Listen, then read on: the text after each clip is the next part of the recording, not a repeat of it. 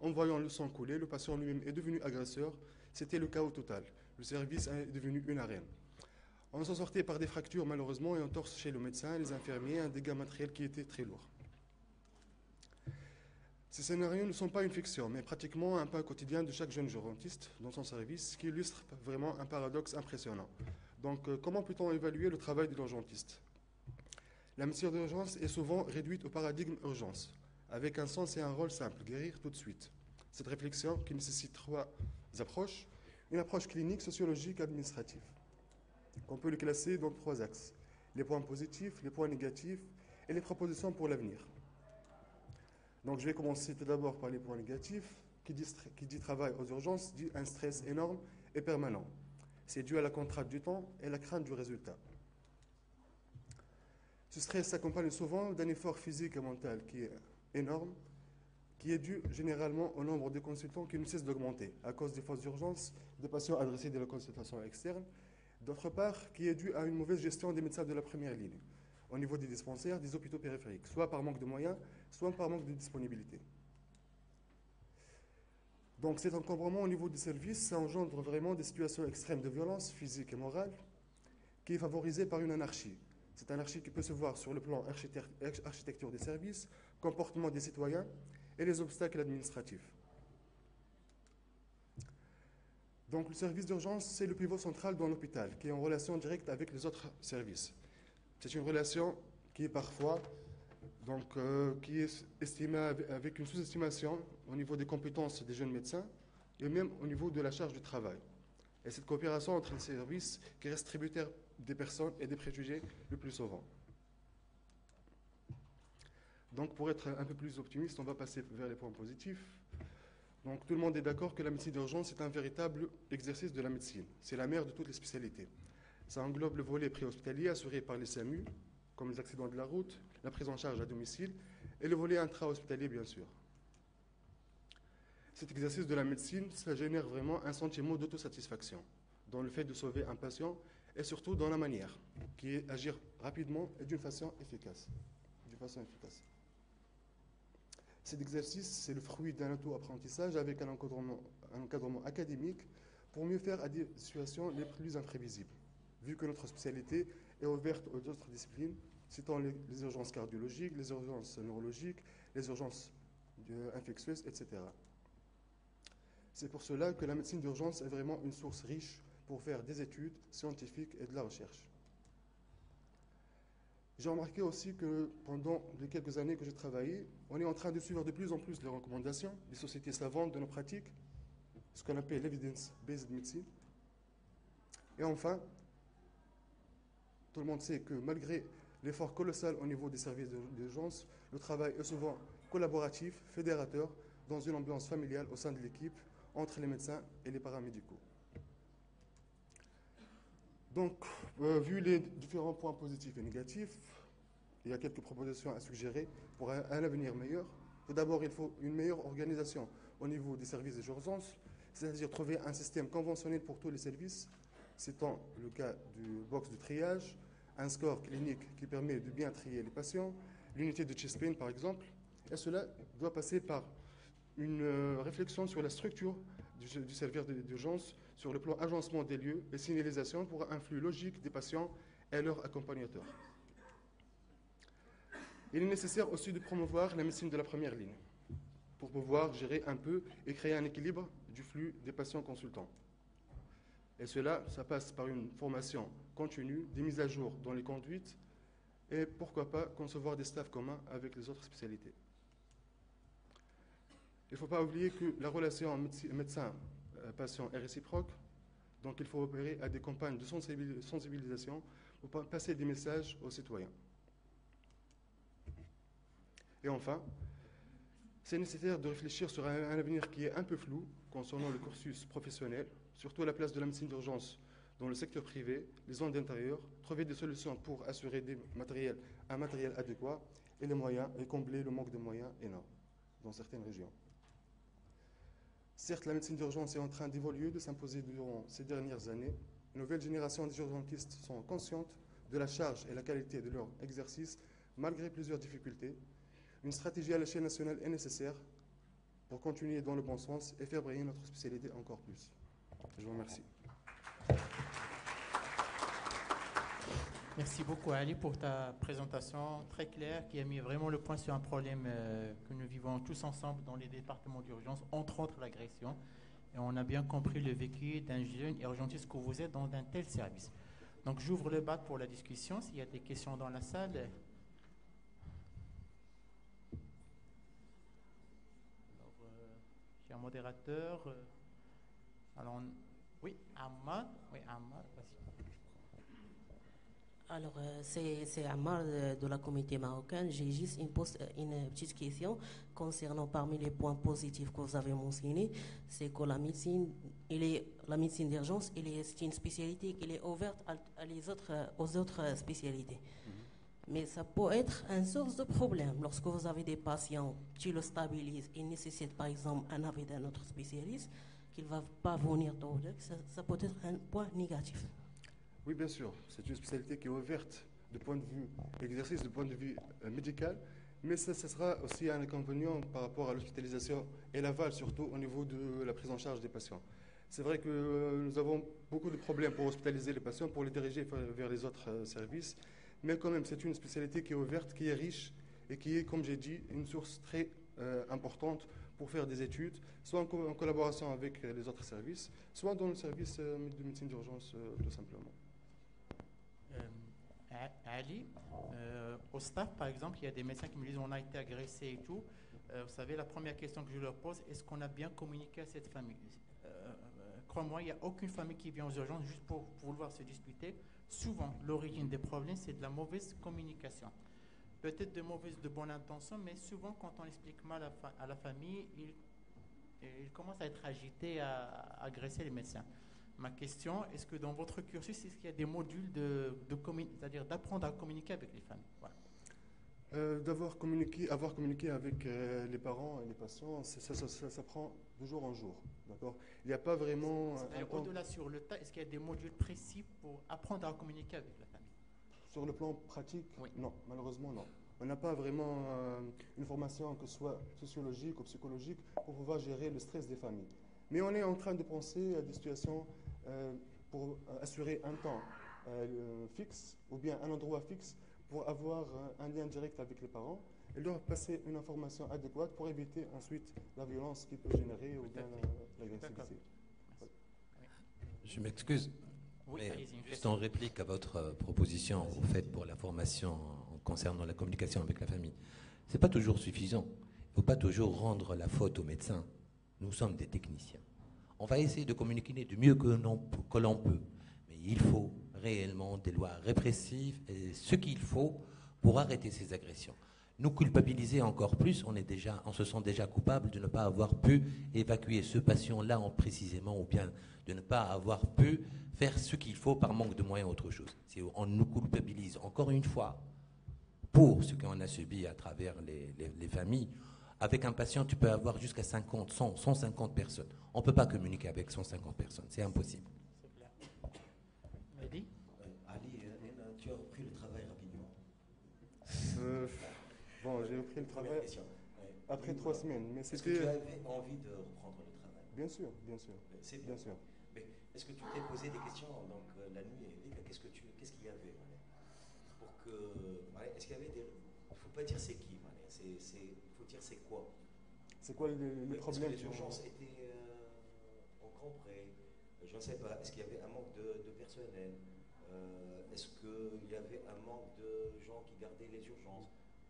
Donc, est-ce qu'il y a eu un mauvais mot de là ou de là? Tu vois? Bon, est-ce que tu as réfléchi à ça ou non? Bien sûr, nous avons réfléchi, toute l'équipe. J'ai réfléchi en tant que médecin qui est plus ou moins responsable pendant cette garde-là. De ma part, je n'avais pas de regrets concernant la prise en charge, que ce soit médicale ou bien psychologique avec les parents, mais c'était le défaut peut-être d'avoir un accès direct de la rue vers la salle de déchocage. Donc un problème d'organisation. Voilà, c'était un problème d'organisation. Peut-être un problème de manque d'agents de sécurité pour empêcher ces gens-là de pénétrer directement aux urgences et de déclencher ce qui a été déjà fait.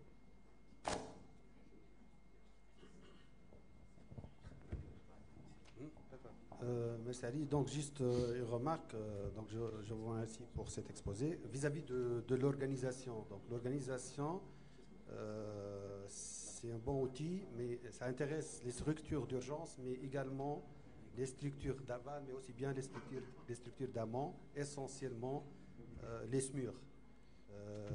L'urgentiste, ce n'est pas uniquement le déchocage et les box, mais aussi tout ce qui est préhospitalier.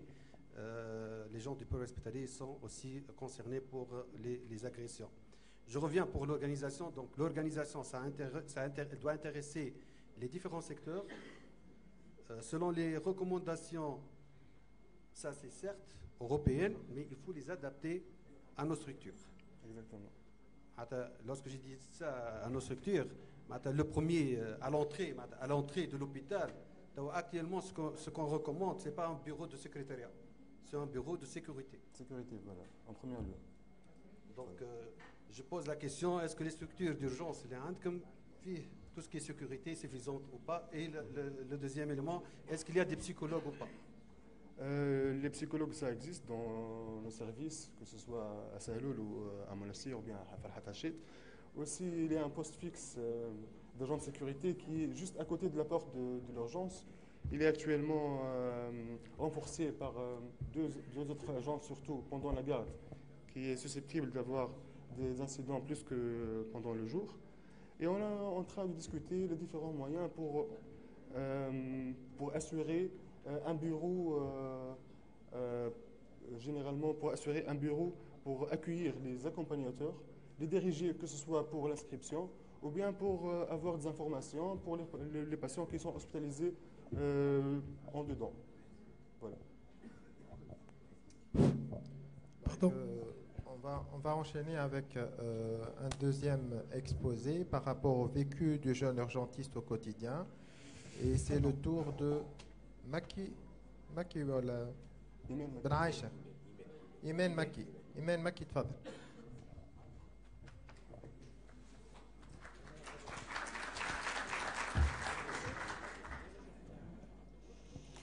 Donc, je me présente, Maki Imen, je suis résidente en 4e année. Merci de m'avoir associée à cette conférence sur le vécu d'une jeune résidente. Tout d'abord, je veux commencer par définir la médecine d'urgence à ma façon, comme je la vois, comme je la vis, comme je l'aime et comme je l'espère. La médecine d'urgence, c'est une passion qui consiste à sauver la vie des autres. Une passion, je ne cesserai jamais de le répéter. Un mélange de plaisir et de souffrance, une responsabilité, un sentiment d'être vraiment utile. Et, comme je le répète tous les jours, c'est la meilleure spécialité qui existe au monde. Chers collègues, jeunes urgentistes, on s'est embarqué dans l'une des carrières les plus difficiles et les plus enrichissantes de la planète médecine. Maintenant, objectivement, c'est une discipline transversale qui ne raisonne ni par organe, ni par système, ni par classe d'âge. Elle prend en compte la globalité d'une personne dans sa dimension somatique, psychique, spirituelle, culturelle et sociale. Elle coordonne toutes les spécialités utiles autour du patient et c'est une interface entre la médecine générale et toutes les spécialités mono-organes. Voici le brainstorming auquel je me suis confrontée tous les matins et au départ de toute garde. Organisation, dévouement, engagement, action, responsabilité, acharnement, harcèlement, coordination, fatigue, stress, pression. En ce qui concerne notre rôle, difficile à cerner, tout d'abord, unir tous les moyens possibles pour sauver des vies en premier lieu sur notre travail et notre bonheur. Et c'est un sentiment que tout urgentiste a eu la chance d'avoir très souvent. Mais quel est notre champ d'action? Notre travail commence en préhospitalier, dans les SAMU. On assure la régulation et le transport médical. Et puis, en intra-hospitalier, tout d'abord, le triage, une tâche importante et décisive qu'on doit mettre en valeur et qui doit constituer un challenge pour tout urgentiste. Et voici ce qu'on doit faire en quelques secondes. Premier examen, premier soin, premier geste de secours, stabiliser le patient, surveiller étroitement les premières heures, établir un premier diagnostic rapidement, collaborer avec les autres spécialités pour le complément de prise en charge et soulager la souffrance à chaque fois que nous le pouvons. On est le centre de l'hôpital et on collabore en mode pivot. Alors notre quotidien, notre drogue préférée tous les jours, c'est l'adrénaline, toujours en action, toujours prêt à agir, à accueillir de nouvelles situations, histoires, catastrophes. On doit réagir vite et prendre de bonnes décisions en un temps très court. On fait face à des drames inimaginables très souvent. On doit garder le sang-froid, agir, peu importe le reste, ça ne nous compte plus. Ce qui compte, c'est le patient et c'est sa vie. Pour les relations et les coordinations avec les autres spécialités, donc on collabore tous les jours avec les résidents d'autres spécialités et ce n'est pas toujours si facile. Pour cela, on doit disposer d'un bon sens relationnel. En effet, c'est à nous de coordonner pour orienter les patients et assurer le complément des soins, des explorations et des suivis. Et pour cela, on doit s'imposer. S'imposer, c'est poser le bon diagnostic, demander les bonnes explorations, savoir convaincre avec les connaissances et la confiance de l'urgentiste. Le teamwork, urgentiste, médecin de famille, médecin de santé, infirmier, technicien d'urgence, ouvrier, ambulancier, notre solidarité et notre collaboration créent notre force. La complexité du travail sollicite une équipe solidaire et responsable et nous constituons une sorte de grande famille indissociable. Alors, ce qui a changé en moi en étant urgentiste, je suis encore plus forte, plus confiante, plus sûre, plus dure, plus courageuse, plus généreuse et plus belle.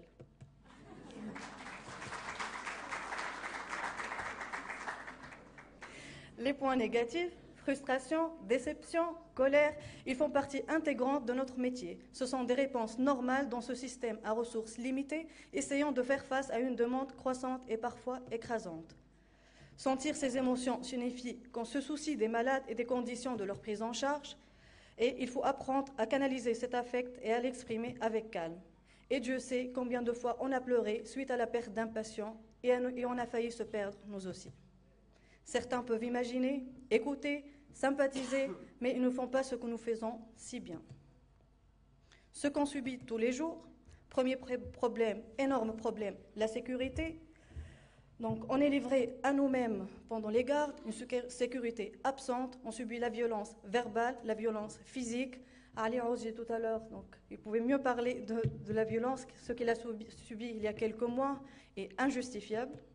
Une architecture défaillante des hôpitaux, difficulté de transport des patients des urgences aux autres services, et on a l'impression que la médecine d'urgence n'est pas encore bien définie aux yeux des autres. Je parle du ministère et des autres spécialités. Alors la médecine d'urgence, au vu des autres spécialités, notre quotidien, ce qu'on subit tous les jours, par exemple on demande un scanner abdominal, la première question que pose le résident de radio très souvent, est-ce que le patient a été vu par un chirurgien d'abord ? Le résident neuro pour le transfert d'un AVC, il demande des troponies, une ETT et un avis cardio écrit. On appelle le résident de néphro pour hémodialyse en urgence et il demande un avis cardio. On appelle le résident de chirurgie pour état de choc et douleur abdominale et il demande si ce n'est pas un état de choc cardiogénique. On a l'impression qu'on dévalorise toujours cette spécialité, mais jusqu'à quand ? C'est notre quotidien et là, je me métamorphose en Wonder Woman.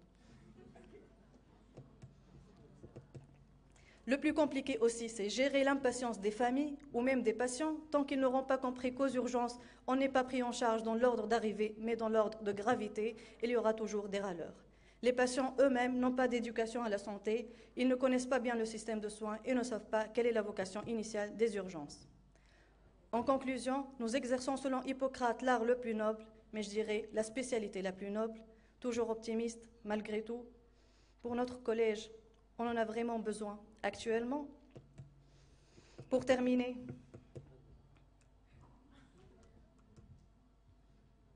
l'urgence, c'est aussi ça. C'est des blagues, sourires, folie, joie, bonheur, de la bonne ambiance surtout. Ça fuse, sans doute, pour compenser la dureté de notre quotidien. Je termine par les photos avec mes amis, mes frères, mes sœurs. Toujours de la bonne ambiance, toujours en bonne compagnie.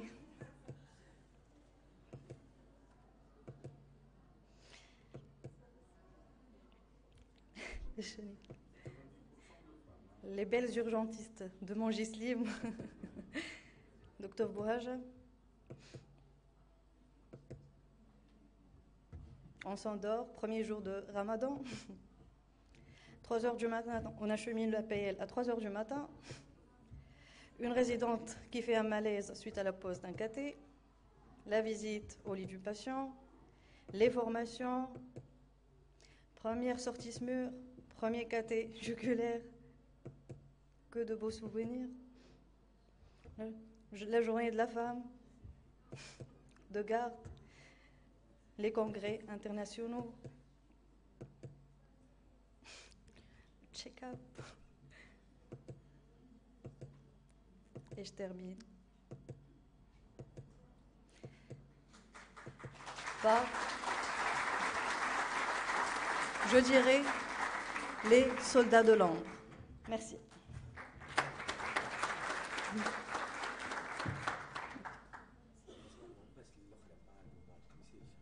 Ok. Donc, on va passer rapidement en bas, on va discuter pendant 5 minutes. Khlas. Il a sa bourre.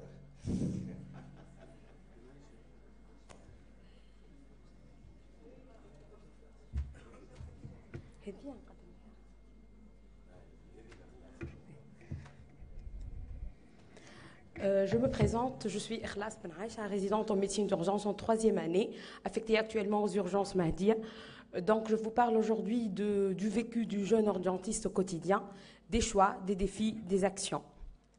Donc comme introduction, je me trouve aujourd'hui honorée de vous parler de notre spécialité, ma propre expérience, simple et merveilleuse, mes motivations à exercer cette spécialité riche et délicate, ses côtés clairs et ses côtés gris. Donc des débuts et des choix. La médecine d'urgence et la gestion des catastrophes, une spécialité nouvelle, séduisante par ses risques et la diversité de ses domaines, notre Tunisie passe en période délicate d'instabilité, de modifications démographiques, notamment en secteur de santé, et de priorité, donnant à notre spécialité l'espace de s'épanouir, dont était ma première motivation à faire ce choix. Passage au SAMU 03, c'était mon premier passage, c'était le début de l'aventure. Donc, une leçon de discipline, de disponibilité, approcher des patients au cœur de la vie, à domicile, en pleine foule, à n'importe quel moment de la journée, des interventions passionnantes, le suspense est limité, la concentration doit être maximale, le savoir-être et le savoir-faire doivent être présents, des gestes de sauvetage et prendre des décisions tout en étant guidés par nos maîtres et nos seniors. En tout cas, sur le lieu de travail ou bien par la régulation. Donc ce sont des images qui illustrent nos interventions par le SAMU, soit sur le terrain, soit dans les staffs de formation, d'études de cas et dans la couverture des événements nationaux. Mon deuxième passage, c'était au cœur des urgences. Une collaboration permanente avec toute une équipe médicale et paramédicale, un apprentissage à la gestion du temps, de l'espace, du matériel, du personnel, du stress, la dette au sommeil au prix du plaisir à sauver des vies, soulager des malades, et au prix de sauver des vies, de soulager des malades, apaiser la souffrance de nos patients, au moins être à leur écoute dans les situations de catastrophe, établir des relations entre partenaires de la même équipe avec d'autres spécialités, des liens de confraternité, d'accomplissement, toutefois, de conflits et des défis diagnostiques et de concurrence. Ce sont des images qui illustrent l'état de stress, le travail d'équipe, les amis, le paramédical, les seniors, le personnel avec qui on travaille chaque jour. La formation, donc, on passe par les congrès, la formation et l'apprentissage, un défi permanent de se surpasser en formation, un apprentissage continu, participer à des travaux de recherche, rédaction de protocoles, participer à des congrès en spécialité et hors spécialité, nationale ou internationale. Tel était mon passage par l'STMU, les congrès de Manac, les FMU, l'USIC, le congrès de cardio-pratique et d'autres congrès nationaux et internationaux.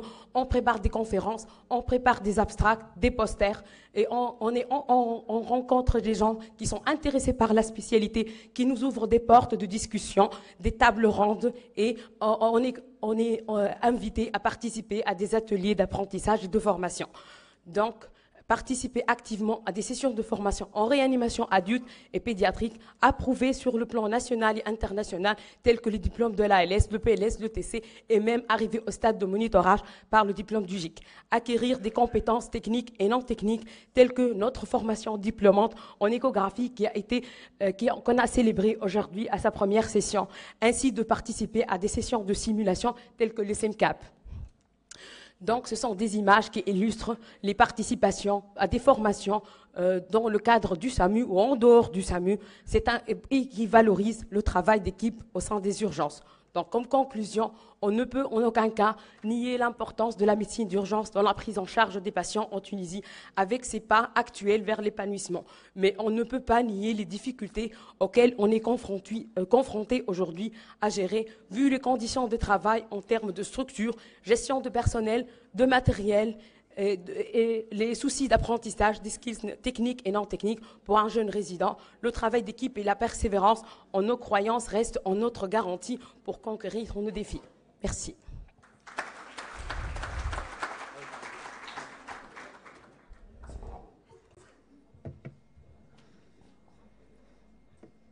Merci. Est-ce qu'il y a des questions dans la salle?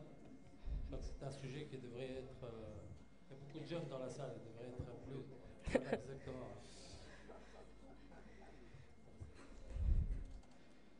Alors c'est la session jeune. Hein. Oui. Le plus jeune.